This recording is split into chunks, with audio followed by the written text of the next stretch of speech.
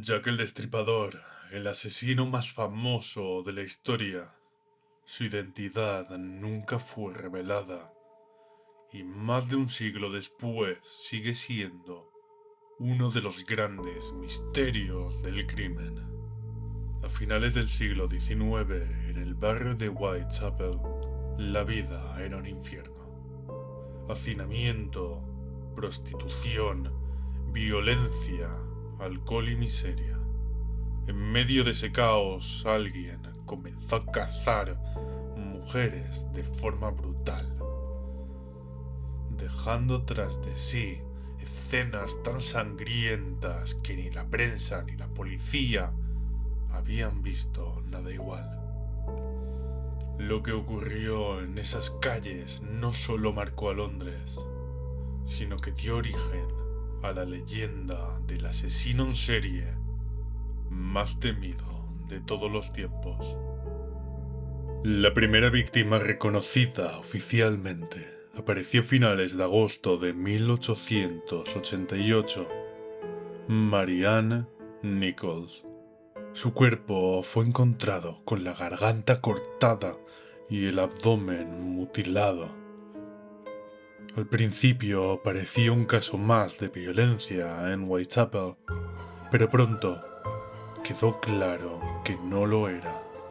Una semana después, Annie Chapman fue hallada con el cuerpo destrozado y órganos extraídos de forma macabra, mostrando un conocimiento inquietante de anatomía. Cada semana parecía traer una nueva pesadilla y la ciudad vivía con el pulso detenido, esperando el siguiente ataque. La madrugada del 30 de septiembre ocurrió el llamado doble evento. 2 mujeres asesinadas la misma noche. Una con la garganta cortada y poco después otra horriblemente mutilada. El horror alcanzó su punto máximo en noviembre, cuando Mary Jane Kelly fue asesinada en su propia habitación, dejando un cadáver tan brutalmente destrozado que incluso los agentes más experimentados quedaron marcados de por vida. A medida que los asesinatos continuaban, la leyenda de Jack no solo crecía por la violencia de sus crímenes, sino también por las cartas que enviaba, firmados como Dear Boss y From Hell. Esas cartas llegaron a la prensa y a ciudadanos como George Lask, presidente del Comité de Vigilancia de Whitechapel, desafiando a la policía y alimentando el miedo en todo Londres. La prensa recibió un mensaje que cambiaría para siempre la historia del crimen. Era breve, escrito con tinta roja y con un tono burlón.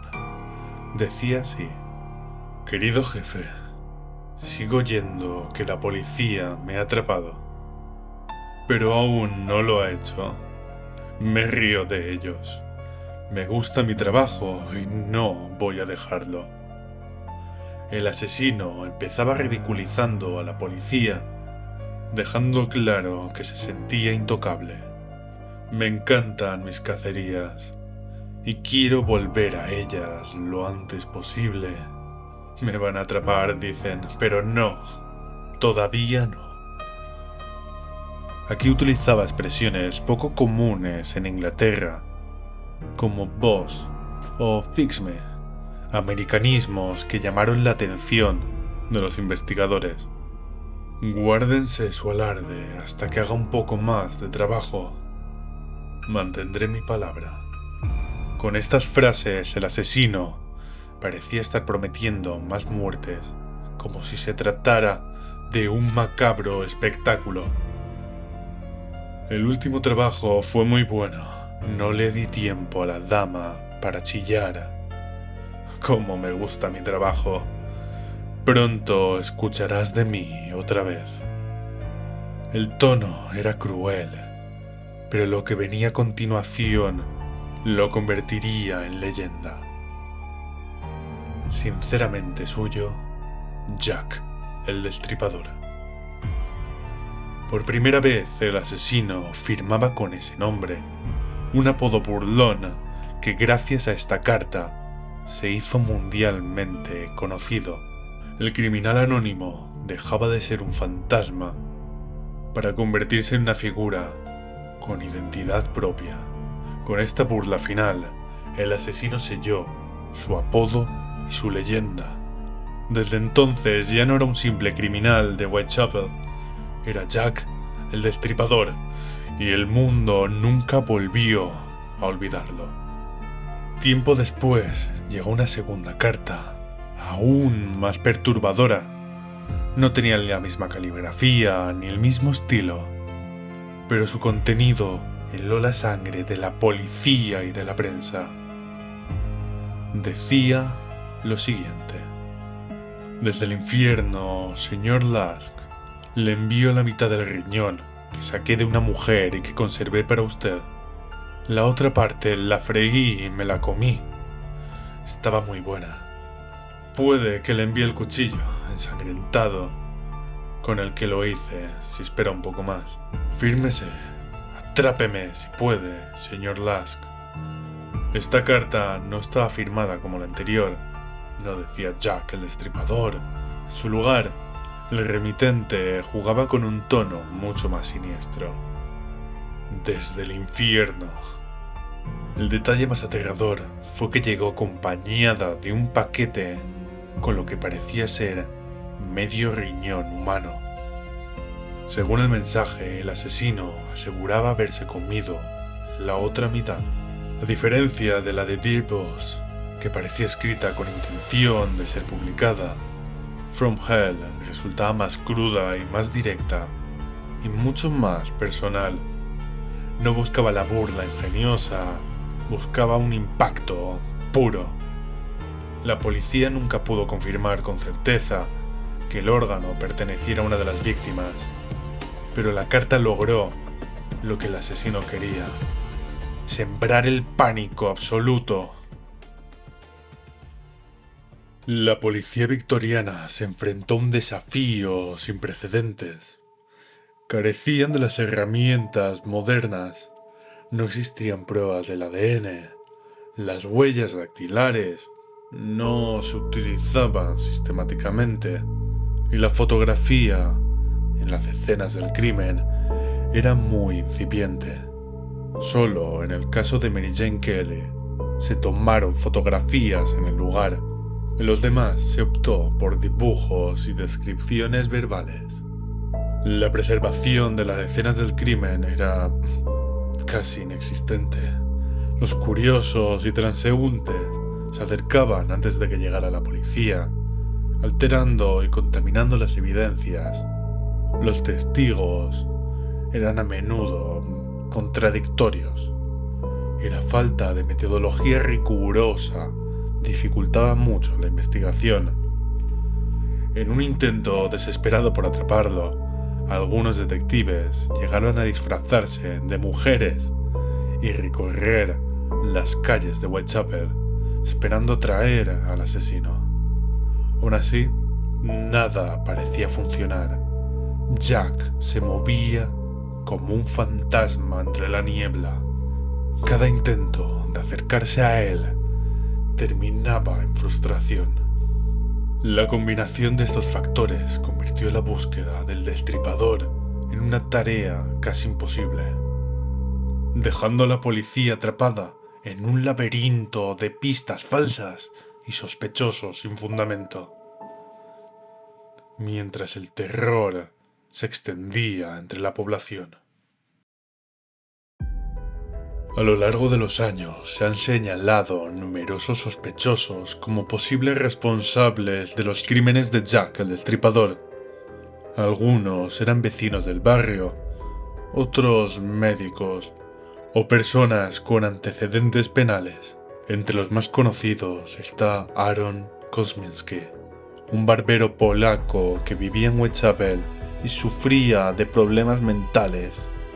También tenemos a Montague John Dread, un joven abogado que desapareció misteriosamente poco después de los asesinatos, e incluso se contempló como posible responsable al mismísimo príncipe Alberto Víctor, nieto de la reina Victoria.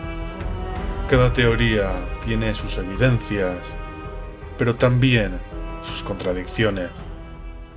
Algunos investigadores apuntan a Kosminski por ser un vecino con problemas mentales, mientras que otros destacan las coincidencias de fechas y circunstancias en el caso de Druid. Otras teorías más elaboradas vinculan a médicos, masones o miembros de la realeza, pero en estos casos la evidencia es prácticamente inexistente. Son rumores, conspiraciones que se han mantenido vivo en libros y películas, añadiendo un aire de misterio y fascinación a la leyenda de Jack. Decenas de sospechosos, teorías imposibles de comprobar, y el nombre de Jack el Destripador siguió flotando como una sombra sobre Whitechapel y sobre la historia del crimen.